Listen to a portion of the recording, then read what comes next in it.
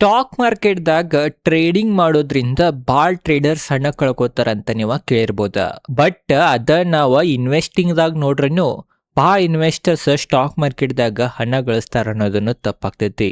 Investing ಮಾಡಿನೂ ಭಾಳ ಜನರ ಭಾರತದ ಸ್ಟಾಕ್ ಮಾರ್ಕೆಟ್ದಾಗ ಹಣವನ್ನ ಕಳ್ಕೊತಾರ.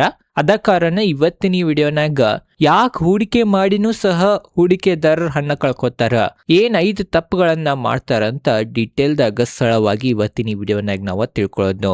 ವಿಡಿಯೋ ಭಾಳ ಇಂಪಾರ್ಟೆಂಟ್ ಆಗ್ತೈತಿ. ಅದ ಕಾರಣ ವಿಡಿಯೋನ ಸ್ಕಿಪ್ ಮಾಡಲ್ದ ಫುಲ್ ವಿಡಿಯೋನ ನೋಡ್ರಿ. ವಿಡಿಯೋಗ ಲೈಕ್ ಮಾಡಿರ್ಕಲ ಇದ್ರೆ ಲೈಕ್ ಮಾಡ್ರಿ, ಕಮೆಂಟ್ನಾಗ ಥ್ಯಾಂಕ್ ಯು ಅಂತ ಕಮೆಂಟ್ ಮಾಡ್ರಿ.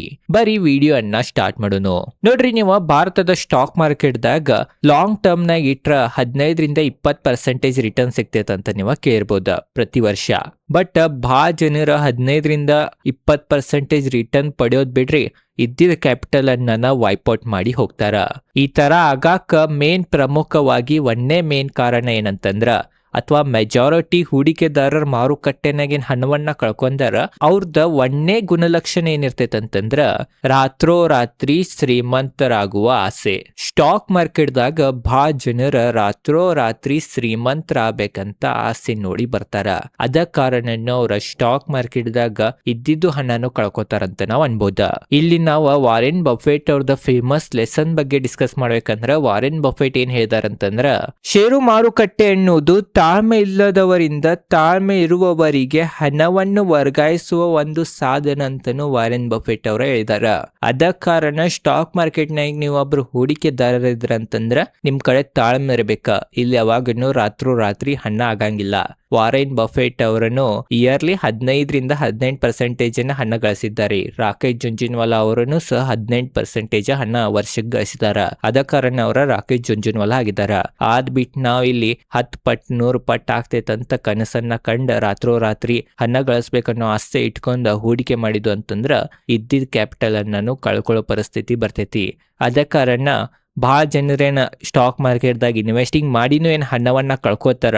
ಅವ್ರದ ಗುಣಲಕ್ಷಣ ನೋಡ್ರ ಒಂದನೇ ಗುಣ ಇದೇ ಇರ್ತೈತ್ರಿ. ಎರಡನೇ ಗುಣಲಕ್ಷಣ ಏನಿರ್ತೈತಂತಂದ್ರ trying to time the market ಅನ್ನ ಟೈಮ್ ಮಾಡಕ್ ಹೋಗ್ತಾರ, ಅಥವಾ ಇದ ಬಾಟಮ್ ಇದ ಟಾಪ್ ಅನ್ನಕ ಹೋಗ್ತಾರ. ಯಾವಾಗನು ತಿಳ್ಕೋರಿ, ಸ್ಟಾಕ್ ಮಾರ್ಕೆಟ್ ಟಾಪ್ ಮತ್ತ ಬಾಟಮ್ ಯಾರಿಗೂ ಕಂಡು ಹಿಡ್ಯಾಕ ಸಾಧ್ಯ ಇಲ್ಲ ಅಂತ ಅಂತಾರ.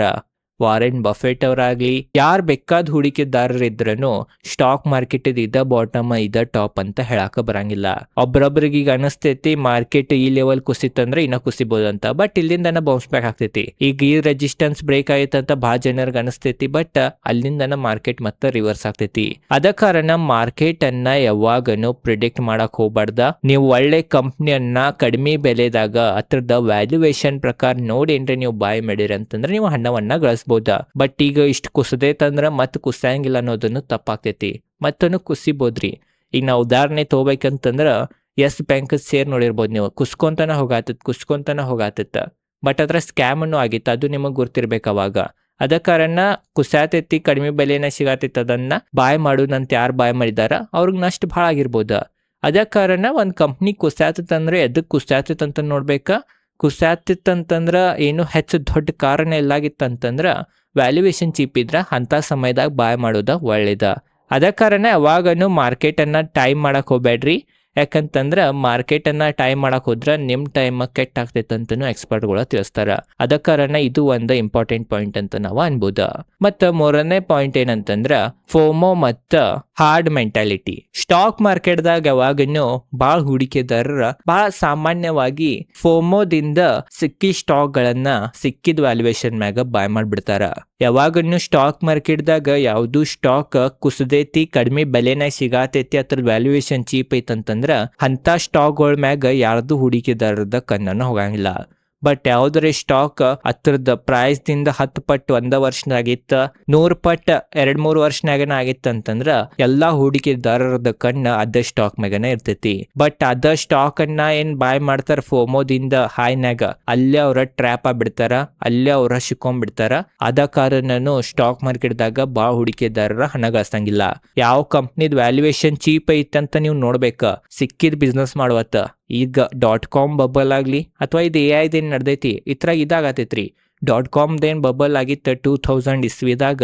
ಅವಾಗ ಯಾವ್ದ್ರೆ ಕಂಪ್ನಿ ಮುಂದೆ .com ಅಂತ ಹೆಸರು ಬರ್ದಿತ್ತಂತಂದ್ರ ಅಂತ ಕಂಪ್ನಿದಾಗ ಹೂಡಿಕೆದಾರರ ಫೋಮೋದಿಂದ ಸಿಕ್ಕಂಗ್ ಹೂಡಿಕೆ ಮಾಡತ್ತೀರಿ. ಫೋಮೋ ಅಂತಂದ್ರ ಫಿಯರ್ ಆಫ್ ಮಿಸ್ಸಿಂಗ್ ಔಟ್. ಆ ಒಂದು ಕಾರಣದಿಂದ ಸಿಕ್ಕಿದ ಕಂಪ್ನಿಗಳ್ನಾಗ .com ಅಂತ ಬರ್ದಿದ್ ಕಂಪ್ನಿಗಳ್ನಾಗ ಹಾಕತ್ತ.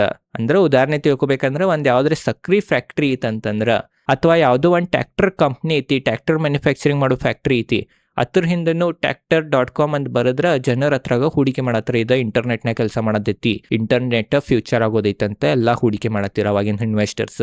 ಅದ ಅನುಮಾನ ಅವ್ರದ ಕರೆಕ್ಟ್ ಆತ. ಈಗಿನ ಕಾಲನ ಇಂಟರ್ನೆಟ್ ಬೇಕ ಆ ತರ ಇಂಟರ್ನೆಟ್ ಅವಶ್ಯಕತೆ ಈಗ ಐತಿ. ಬಟ್ ಆ .com ಬಬಲ್ನಾಗ 90% ಹೆಚ್ಚು ಕಂಪ್ನಿಗಳ ಫೇಕ್ ಇದ್ದು ರೀ. ಬರೀ .com ಅಂತ ಹೆಸರು ಹಚ್ಚಿದ್ದು, ಅವಾಗ ಕೆಲಸನ ಮಾಡುವಲ್ಲಾಗಿದ್ದು ಇಂಟರ್ನೆಟ್ ಜಗತ್ನಾಗ. ಅವೇನು ಕೆಲಸ ಮಾಡತ್ತಿದ್ದು ಅವು ಸ್ವಲ್ಪ ಕೆಲವೊಂದು ಕಂಪ್ನಿಗಳು ಇದ್ದು, ಅದರಾಗ ನಾವು ಗೂಗಲ್, ಮೈಕ್ರೋಸಾಫ್ಟ್ ಇಂಥ ದೊಡ್ಡ ದೊಡ್ಡ ಕಂಪ್ನಿಗಳು ಬಂದು. ಅದ ಕಾರಣ ಈಗನ್ನು AI ಅಂತಂದ್ರೆ ಎಲ್ಲ ಕಂಪ್ನಿ AI ಸಕ್ಸಸ್ ಆಗಂಗಿಲ್ಲ. ಕೆಲವೊಂದು ಕಂಪ್ನಿಗಳು AI ಕೆಲಸನೂ ಮಾಡಂಗಿಲ್ಲ, ಬಟ್ ಅವ್ರದ್ದು ಹೆಸರು AI ಅಂತ ಹಚ್ಕೊಂಡಿರ್ತಾರೆ. ಯಾಕಂದ್ರೆ ಜನರು ಬಾಯ್ ಮಾಡ್ಲಿ, ಫೋಮೋದಿಂದ ಜನರು ಬಾಯ್ ಮಾಡ್ಲಿ ಅಂತ. ಅದ ಕಾರಣ ಅಂತ ಕಂಪ್ನಿದಿಂದ ದೂರ ಇರ್ಬೇಕ. ಮೇನ್ ಕಂಪ್ನಿ ಏನ್ ಕೆಲಸ ಮಾಡ್ತೈತಂತ ನೀವು ನೋಡ್ಬೇಕ. ಅದ್ರದ್ದೆಲ್ಲ ನೀವು ಡೀಟೇಲ್ದಾಗ ಓದ್ಬೇಕು, ಅದ್ರ ಬಗ್ಗೆ ಡೀಟೇಲ್ದಾಗ ತಿಳ್ಕೊಬೇಕು. ಹೆಸರನ್ನ ನೋಡಿ ಮಾತ್ರ ಹೂಡಿಕೆ ಮಾಡಬಾರ್ದು, ಇದು ನಿಮಗೆ ಗೊತ್ತಿರ್ಬೇಕ. ಮತ್ತೆ ಯಾವ್ದು ಒಂದು ಕಂಪ್ನಿ ಏರಾತೈತಿ ಅಂತ ಅಟ್ರಾಕ್ಟಿವ್ ಅನ್ಸಾತೈತಿ ಅಂತಂದ್ರ ಅತ್ರಾಗನು ಏರ್ಬಾರ್ದು, ಅದು ಹೋಗೋ ಟ್ರೈನ್ನಾಗ ಏರ್ದಂಗೆ ಆಗ್ತೈತಿ. ಅದ ಕಾರಣ ಓವರ್ ಹೈಪ್ ಇರಂಗಿಲ್ಲ, ಬಟ್ ವ್ಯಾಲ್ಯೂಯೇಷನ್ ಏನು ಚೀಪ್ ಇರ್ತಾವ. ಅಂತ ಕಂಪ್ನಿಯನ್ನ ನೋಡಿ ಅಂತ ಕಂಪ್ನಿದಾಗ ಹೂಡಿಕೆ ಮಾಡ್ರಿ, ಖಂಡಿತವಾಗಿ ನೀವು ಹಣವನ್ನ ಗಳಿಸ್ತೀರಿ. ಸ್ಟಾಕ್ ಮಾರ್ಕೆಟ್ದಾಗ ಎಲ್ಲಕ್ಕಿಂತ ಮೇನ್ ಏನಂತಂದ್ರ ವ್ಯಾಲ್ಯೂಯೇಷನ್. ಕಡಿಮೆ ವ್ಯಾಲ್ಯೂನ್ಯಾಗ ಬಾಯ್ ಮಾಡಿರಿ ಅಂತಂದ್ರೆ ಖಂಡಿತವಾಗಿ ಹಣ ಮಾಡೇ ಮಾಡ್ತೀರಿ. ಅದ ಕಾರಣ ದೊಡ್ಡ ದೊಡ್ಡ ಇನ್ವೆಸ್ಟರ್ಸ್ ಅನ್ನು ಏನ್ ತಿಳಿಸ್ತಾರಂತಂದ್ರ, ಸ್ಟಾಕ್ ಮಾರ್ಕೆಟ್ನಾಗ ಏನ್ ಸ್ಟಾಕ್ ಬೆಲೆ ಐತದೆ ಎಲ್ಲಾರ್ಗೂ ಕಾಣ್ತಿರ್ತೈತಿ, ಪ್ರೈಸ್ ಎಲ್ಲಾರ್ಗೂ ಕಾಣ್ತಿರ್ತೈತಿ, ಬಟ್ ಅದ್ರದ ವ್ಯಾಲ್ಯೂ ಯಾರಿಗೂ ಕಾಣ್ತಿರಂಗಿಲ್ಲ. ಆ ವ್ಯಾಲ್ಯೂ ಅನ್ನ ನೀವೇನ್ರ ತಿಳ್ಕೊಂಡ್ರಿ ಅಂತಂದ್ರೆ ಸ್ಟಾಕ್ ಮಾರ್ಕೆಟ್ನಾಗ ನೀವು ಹಣವನ್ನ ಗಳಿಸ್ತೀರಂತನೂ ದೊಡ್ಡ ದೊಡ್ಡ ಇನ್ವೆಸ್ಟರ್ಸ್ ಸಲಹೆ ಕೊಡ್ತಾರೆ ಹೂಡಿಕೆದಾರರ್ಗ. ಅದ ಕಾರಣ ಆ ವ್ಯಾಲ್ಯೂ ಅನ್ನ ನೋಡ್ರಿ, ಸ್ಟಾಕ್ ಪ್ರೈಸ್ ಇಂದ ಬೆನ್ ಹತ್ತಾಕ್ ಹೋಗ್ಬೇಡ್ರಿ. ಇದ್ ನಿಮಗ್ ಗೊತ್ತಾ ಇರ್ಬೋದು ಅನಿಸ್ತೈತಿ. ಬಾಳ ಒಳ್ಳೆ ಲೆಸನ್ ಐತಿದ. ಯಾಕಂದ್ರ ಬಾಳ ಜನರ ಇದ ಒಂದ್ ಕಾರಣದಿಂದ ಬಾಳ ಹಣವನ್ನ ಮಾರುಕಟ್ಟೆನ ಕಲ್ಕೋತಾರ, ಫಿಯರ್ ಆಫ್ ಮಿಸ್ಸಿಂಗ್ ಔಟ್ ಫೋಮೋದಿಂದ. ಬರೀ 4ನೇ ಲೆಸನ್ ತಿಳ್ಕೊಳ್ಳೋಣ. 4ನೇ ಲೆಸನ್ ಪ್ಯಾನಿಕ್ ಸೆಲ್ಲಿಂಗ್. ಸ್ಟಾಕ್ ಮಾರ್ಕೆಟ್ದಾಗ ಕ್ರ್ಯಾಶ್ ಬಂತಂದ್ರ, ಕುಸಿತ ಬಂತಂದ್ರ ಭಾಳ ಜನರ ಅವ್ರದ ಶೇರ್ಗಳನ್ನ ಮಾರ್ಬಿಡ್ತಾರ. ನೋಡ್ರಿ, ಸ್ಟಾಕ್ ಮಾರ್ಕೆಟ್ದಾಗ ಒಂದ್ ಏನಂತಂದ್ರ ಇಂಡೆಕ್ಸ್ ಏನ್ರೆ ಕುಸಿತ ಅಂತಂದ್ರ, ನಿಫ್ಟಿ ಅಥವಾ ಸೆನ್ಸೆಕ್ಸ್ ಅಥವಾ ಬ್ಯಾಂಕ್ ನಿಫ್ಟಿ ಕುಸಿತಂತಂದ್ರ ಎದಕ್ ಕುಸಿತಂತ ನೋಡ್ಬೇಕ. ಏನ್ರೆ ನಿಮಗ ಕುಸಿತದ ಕಾರಣ ಗುರ್ತಾದ್ರ ಆ ಕಾರಣ ಯಾವ್ಯಾವ ಕಂಪ್ನಿಗ ಖರೇನ ಸಂಬಂಧ ಪಡ್ತೈತಿ, ಡೈರೆಕ್ಟ್ ಆಗಿ ಎಫೆಕ್ಟ್ ಆಗ್ತೈತಂತ ನೀವ ನೋಡ್ಬೇಕ.